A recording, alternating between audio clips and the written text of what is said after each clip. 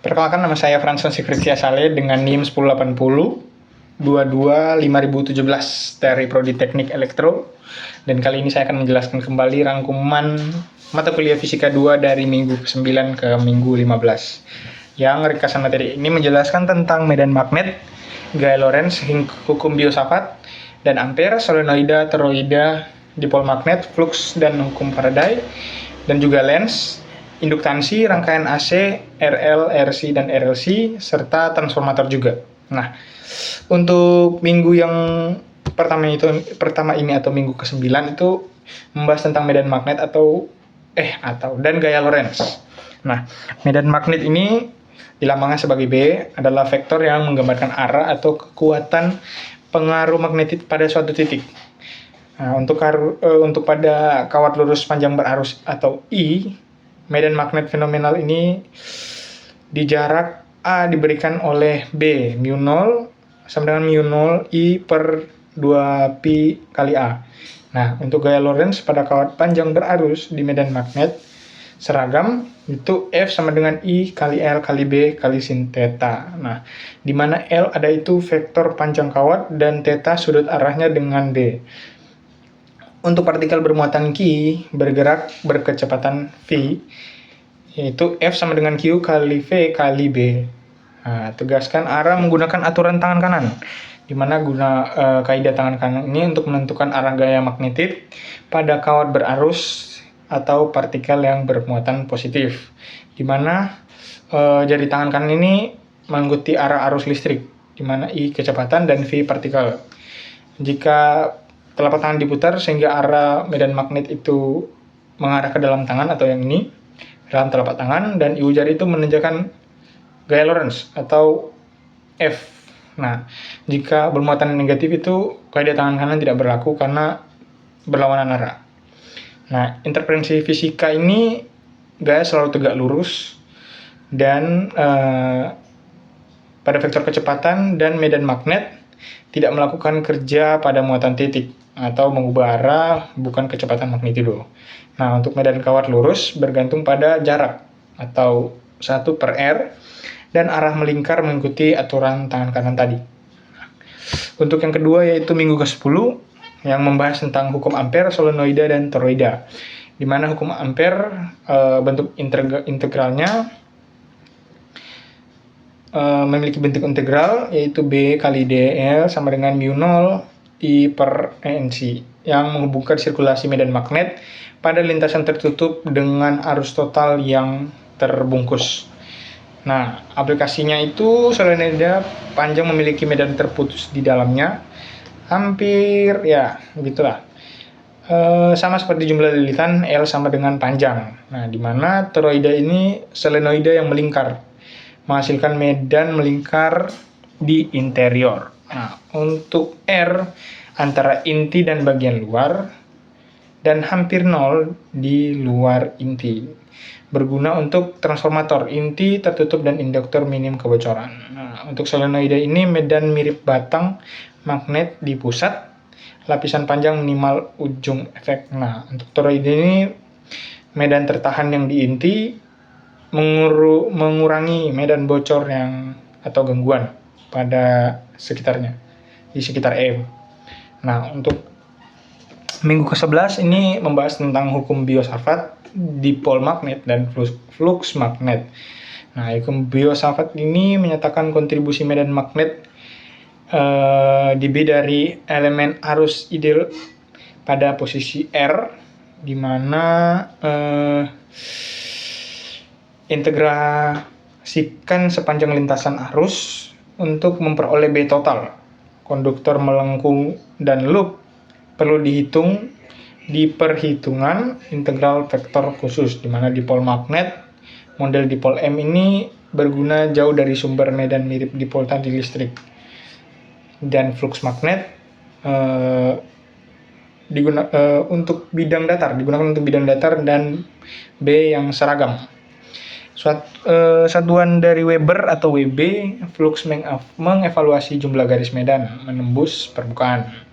Untuk Biot-Savart ini berguna untuk medan statis untuk masalah yang simetris, intinya sering lebih mudah menggunakan hukum ampere. Nah,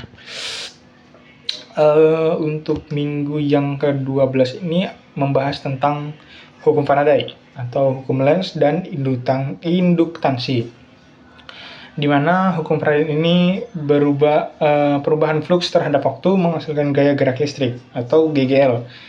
Induksi pada kumparan, yaitu GGL itu adalah induksi pada kumparan. Nah, tanda negatif menyatakan hukum Lenz. Arus induksi memiliki arah yang menentang perubahan fluks. Penyebabnya itu menjaga konversi energi yang menghasilkan gaya kontra elektromotif. Nah, untuk induksi atau L itu hubungan antara fluks dan arus. Energi tersimpan di dalam induktor. Nah, untuk induktor praktis itu nilai L bergantung pada geometri kumparan, inti magnetik, dan jumlah lilitan N dan distribusi medan. Nah, untuk minggu berikutnya ini yaitu minggu ke-13 yang membahas tentang 13 sampai 15 ini digabungkan, di mana rangkaian AC dan transformator.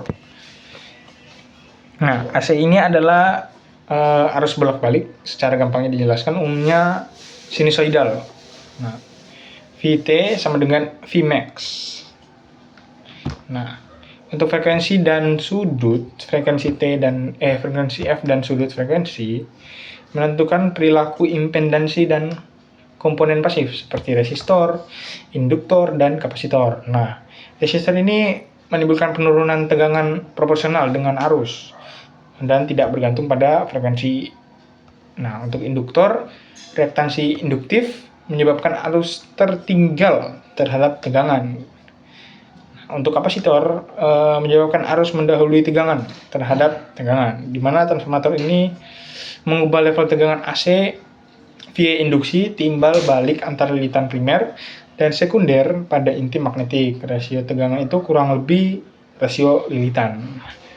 Untuk selanjutnya itu rangkaian di RL, RC, dan RLC, resonansi dan impedansi. Impedansi total pada rangkaian seri RLC itu pada frekuensi resonansi, sehingga impedansi minimum dan arus maksimal itu di domain frekuensi. Analisis fasor memudahkan penjumlahan kompleks dan impedansi dan perhitungan fase di antara tegangan dan arus. Nah, aplikasi dari resonansi ini filter band pass, sirkuit penyetel radio, dan penguat frekuensi tertentu menggunakan resonansi selektif. Oke, lanjut ke ringkasan rumus penting di bagian tadi, di mana beberapa rumus itu B medan magnet kawat lurus itu ada di beberapa contoh seperti yang ada di sini. Dan selanjutnya itu ada beberapa rumus yang harus dipelajari yang penting ini, mendefinisikan perilaku frekuensi dan rangkaian AC yang ada di sebelah sini juga. Dan selanjutnya itu kurang lebih kesimpulannya, di mana konsep medan magnet, induksi, responsi rangkaian AC membentuk itu dasar yang sangat-sangat penting untuk kelistrikan modern sekarang, karena banyak yang sudah menjadi kemajuan teknologi juga, seperti motor yang sudah menjadi motor listrik, mobil. Jadi pentingnya kita mempelajari motor, generator, transformator, sistem komunikasi yang sekarang juga lebih canggih. Makanya kita harus menguasai itu, seperti integral dari Biot-Savart dan Ampere, prinsip konvensional dari Lenz, dan mungkin analisis frekuensi dari impedansi, resonansi yang bisa kita gunakan untuk menyelesaikan masalah di kehidupan nyata nanti. Nah, simulasi dari rangkaian LC dari berbagai contoh yang sudah kita pakai itu sangat perlu kita ingat lagi, di mana eksperimen transformator itu untuk memahami kalau kebocoran dari flux dan kerugian pada inti transformator tersebut. Jadi kita dapat mengetahui dalam kehidupan nyata gimana kalau kita mempelajari materi tersebut, kita dapat memahami konsep-konsep di mana rangkaian RLC, RC, RL, AC itu di mana kita bisa paham di kehidupan nyata. Sekian dari saya dan terima kasih.